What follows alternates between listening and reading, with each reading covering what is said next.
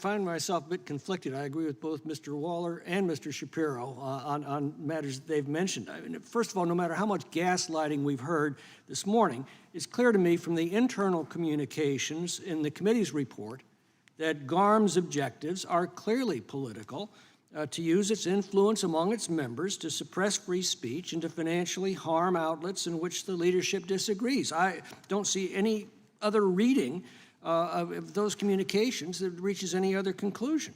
It's a manifestation of the ESG movement that has financially harmed so many companies that practice it. And there is a huge economic price to be paid for this conduct.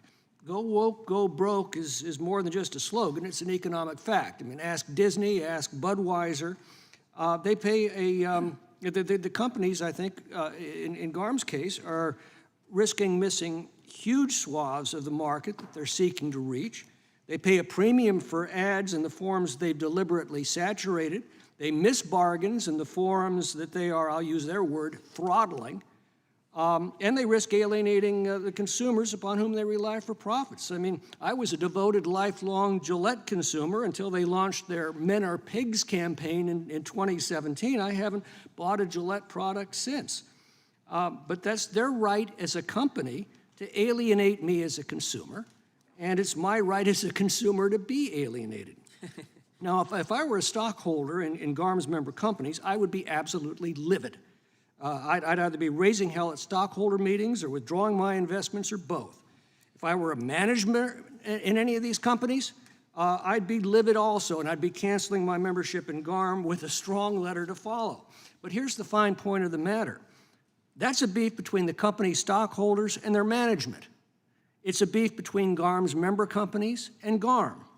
It's a beef between those companies and their consumers. But it is not a beef between GARM or its member companies or their stockholders and consumers and this government.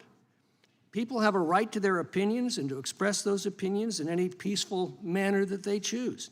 Companies are simply a collection of people gathered together to pool their resources toward a common goal, whether it's to make money or advance a political cause or both. It's a little amusing to see that the Democrats suddenly championing this freedom because in GARM's case it benefits them, but rail against the very same freedom when it comes to such matters as Citizens United. For the left, their ethics are strictly situational, and as I've often warned on this committee, we can never allow them to become our teachers. Democracy extends beyond the political realm to the free market as well. In a free market, consumers vote every day with every dollar they spend on what the market will produce, who best produces it, what they're willing to pay, and who they'll buy it from. A free government exists to protect this right, and that's why I think we should be careful when we tread into this matter in the application of government power in disputes that are strictly between private parties. But I do think Mr. Shapiro is absolutely correct that if this government is in any way acting to pressure or nudge companies to censor speech or to corrupt their business decisions for political ends, we ought to vigorously act to stop that.